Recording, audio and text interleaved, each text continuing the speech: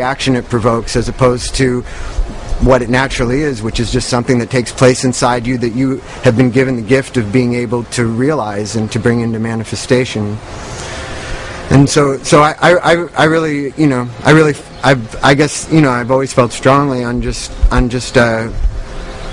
listening to what your imagination dictates. If your imagination, you know, I'm the kind of person, I'll shift from liking one kind of music to liking another kind of music, to where I'll go through a period of 3 years where I'm obsessed with one kind of music, and then 3 years later I can't even imagine why I was listening to it. I'm so much in a different place, because it was just where my imagination gradually led me. Gradually the idea of listening to one thing stopped being exciting, and gradually the idea of listening to another thing seemed more exciting.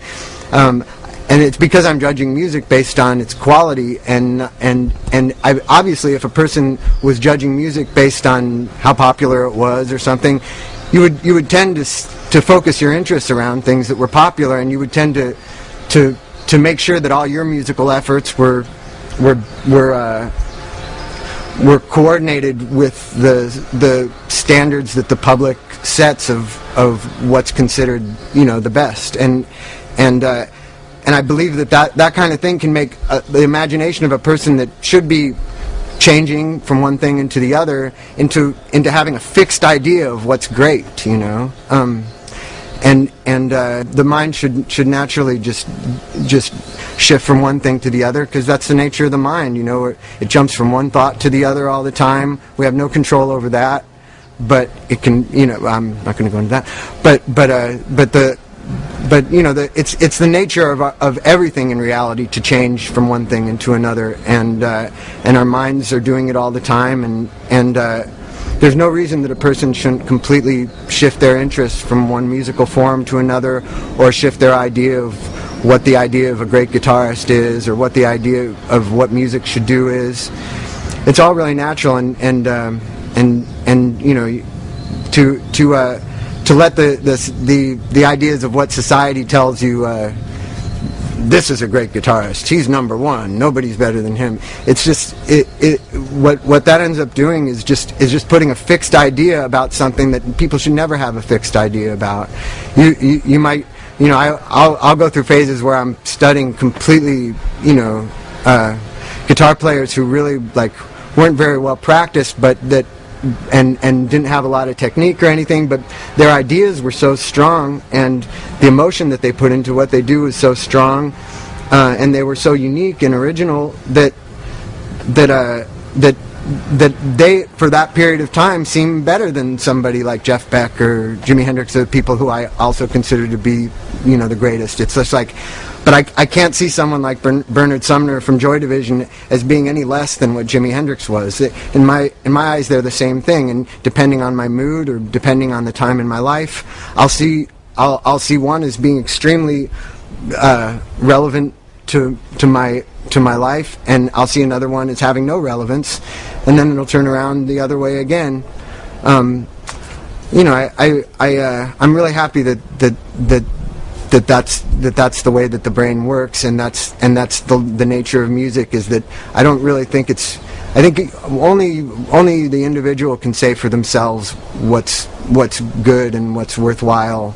You know, it's these ideas that are perpetuated, where that trick us into thinking that there's some sort of a criteria for these things is ridiculous. It's only what makes you feel what you feel, you know, and only you know that, you know. So sometimes you got to clear your head a little bit and get away from caring about what your friends think is cool or whatever, to really listening to your subconscious and listening to your own real feelings, and deciding for yourself, you know, what feels right to you, you know. I said I hated music that I didn't hate, I just hated the kids who I associated it with, you know.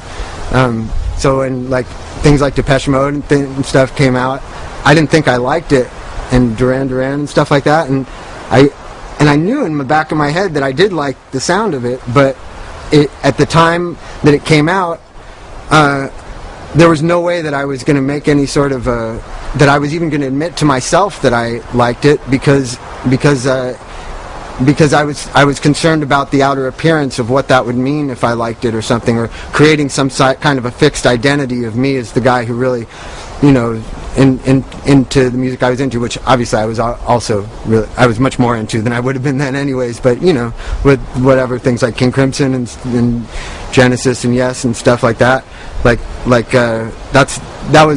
was where what I really related to the most, and what I felt like gave me identity. But gradually, when I did start to get into things like Depeche Mode and Duran Duran, I was like, I remember liking this when I heard it. I just didn't admit it to myself. Would have been one thing to keep it secret from other people. That's its own issue. But to not even let myself know it. I remember recording a Depeche Mode song on the radio, and then when I realized it was them, I stopped recording it. And it was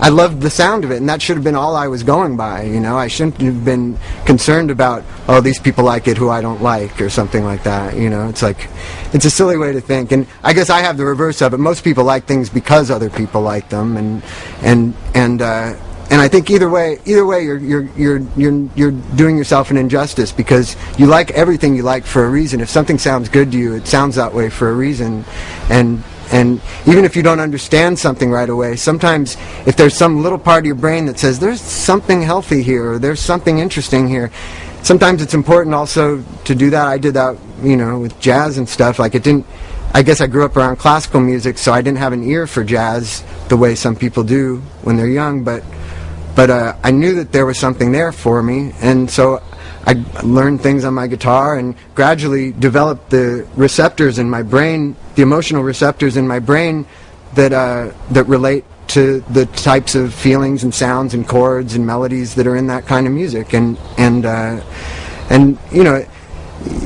there's so much. There's been so many forces working against people to come up with a fixed idea of what they like that sometimes you kind of have to train yourself to figure out what you actually like, because it turns out I really love jazz and it really means a lot to me, but those doors hadn't been opened up in my head, or like I said, just those receptors hadn't needed to be woken up, so I really just think it's important to pay attention to the nature of the way that the brain relates to music, and to listen to every little thing it dictates in terms of how you can get more from all the wealth of beautiful music that there is in the world. There's an incredible amount of great music. It's unbelievable that so much has resulted from us. I mean, there's as much as there is food growing out of the ground and plants growing out of the ground. It's there if you gravitate towards it and if you put the energy into it.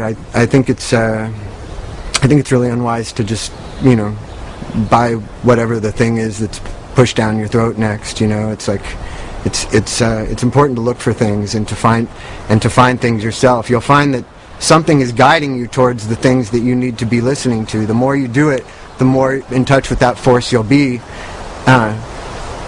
Nature wants you to look at its beautiful fruits and eat its beautiful fruits and eat its vegetables and look at its trees and feel its wind. And nature wants you to listen to the music that it's resulted in. No reason to think of the efforts of man as being separate from nature. It's all just one thing. It's nature. It's what exists, one thing.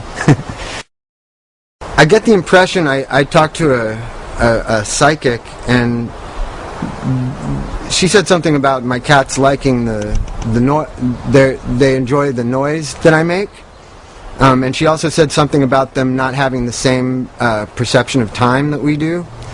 So it started to make me wonder, because music is so intrinsically connected to time. It is sound being structured through time. That